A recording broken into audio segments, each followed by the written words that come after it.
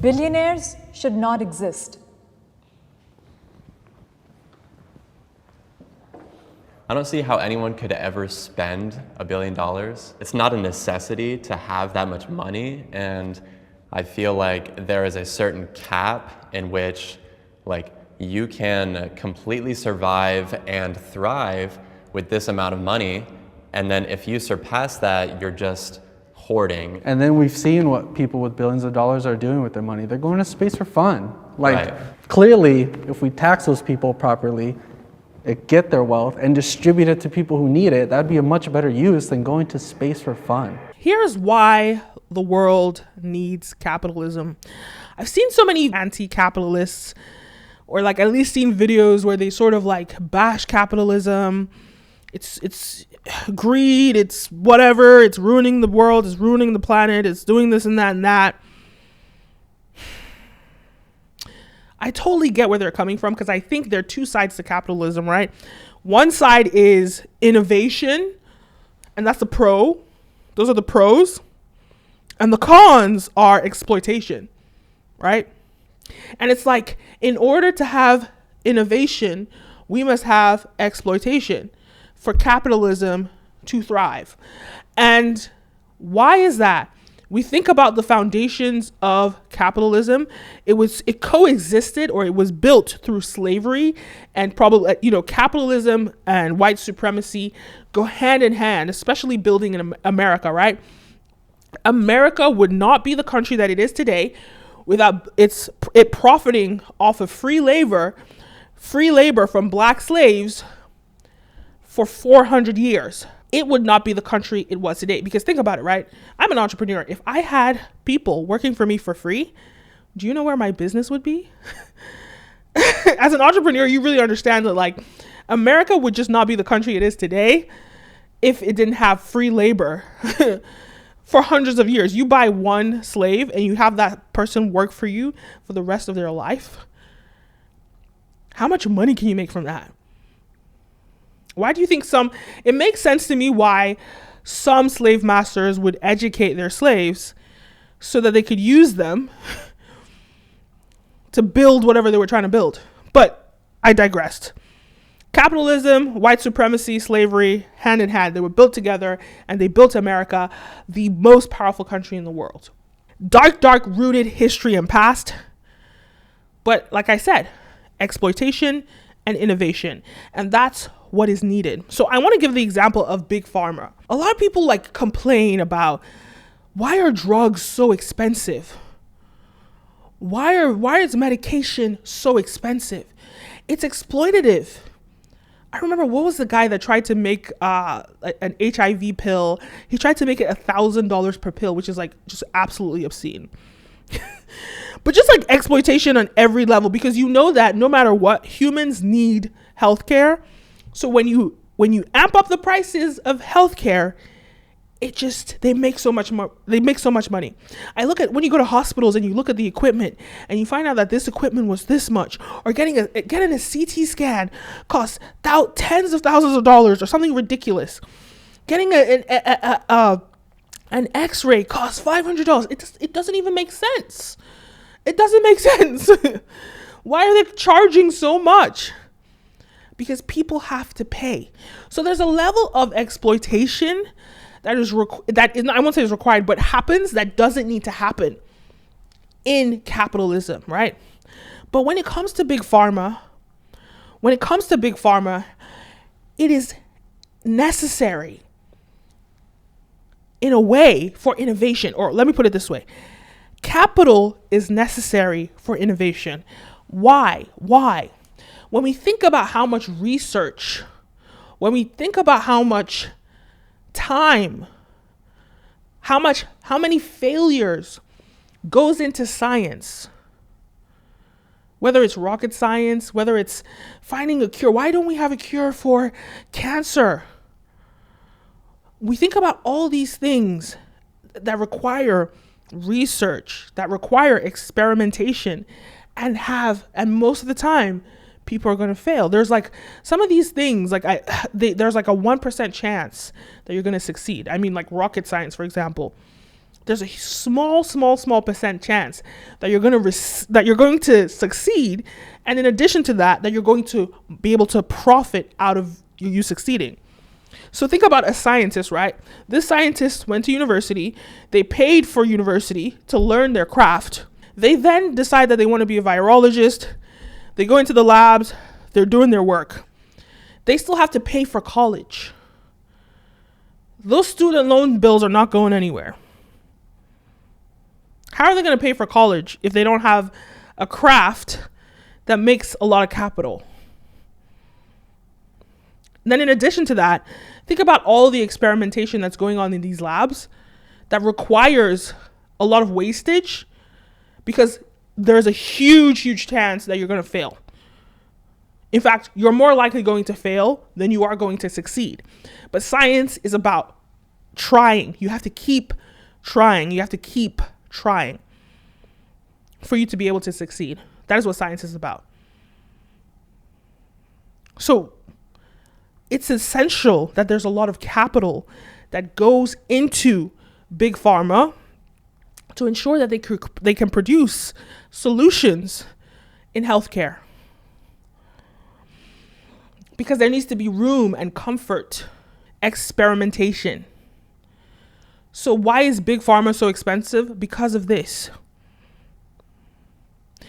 So not only is there room for that, there also needs to be room for profit, right? If I'm a businessman and I make a crazy ton of money, right? I make a lot of money. And you ask me to invest in your virology research center.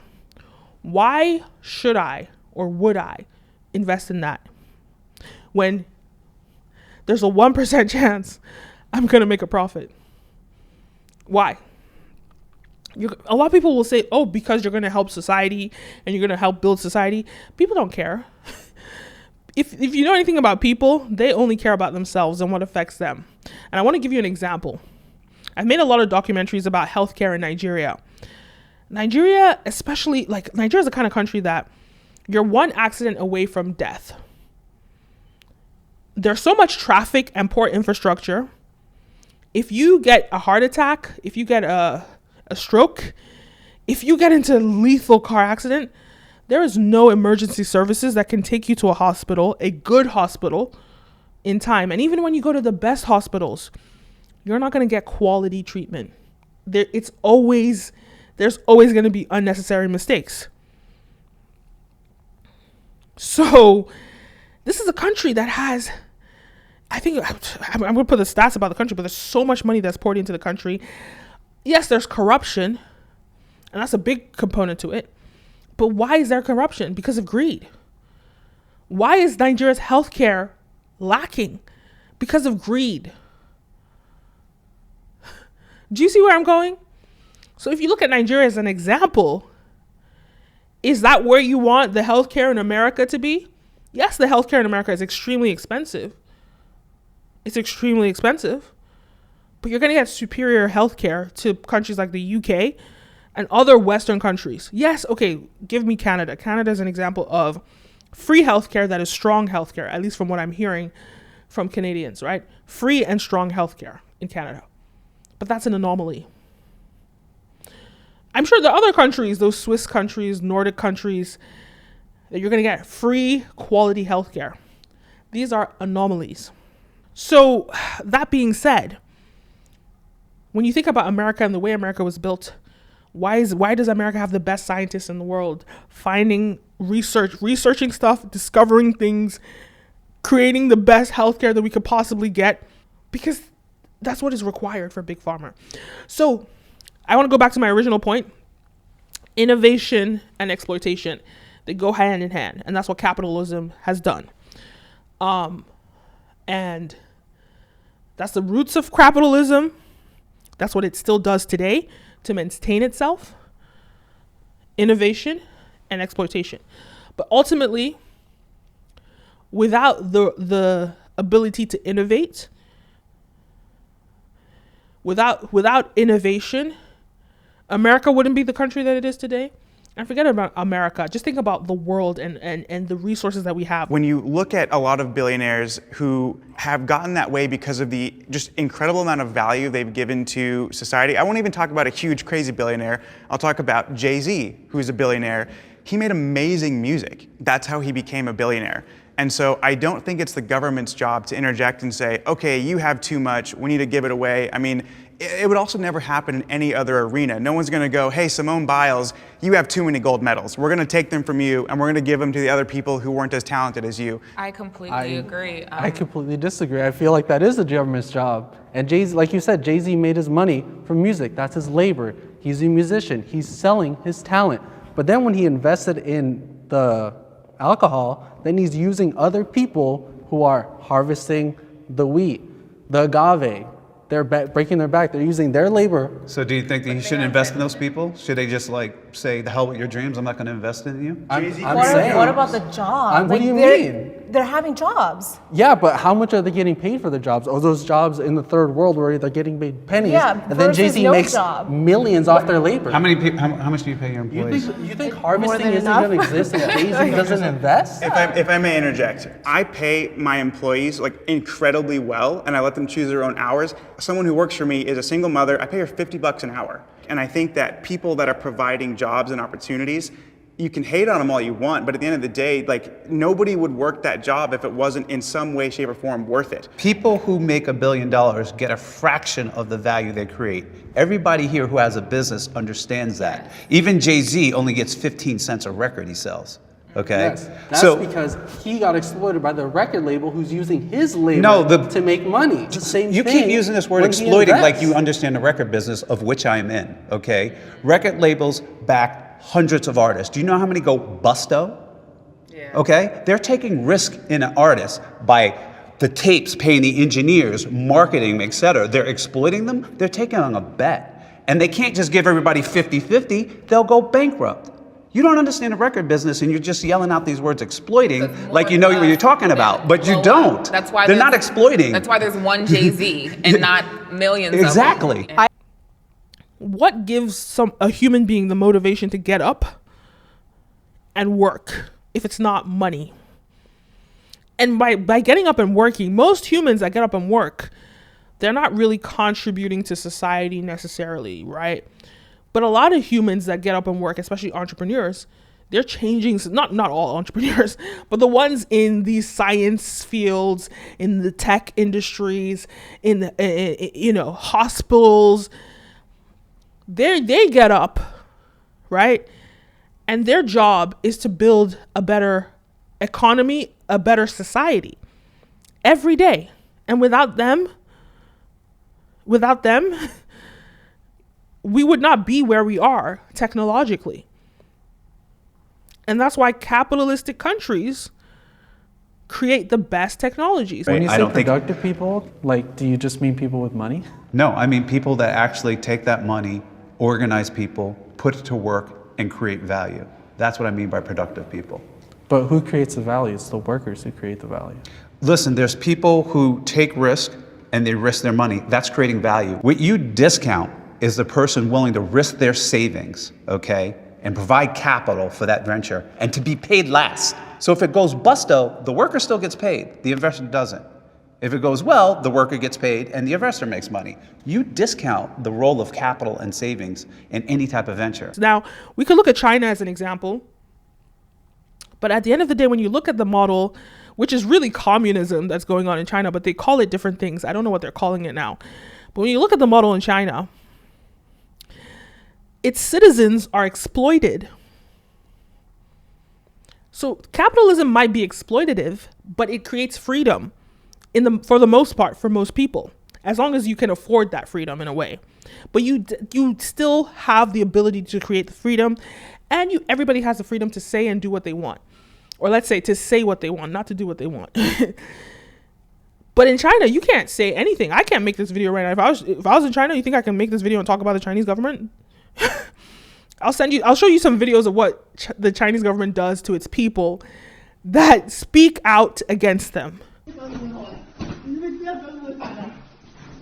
ทำไมอ่ะว้า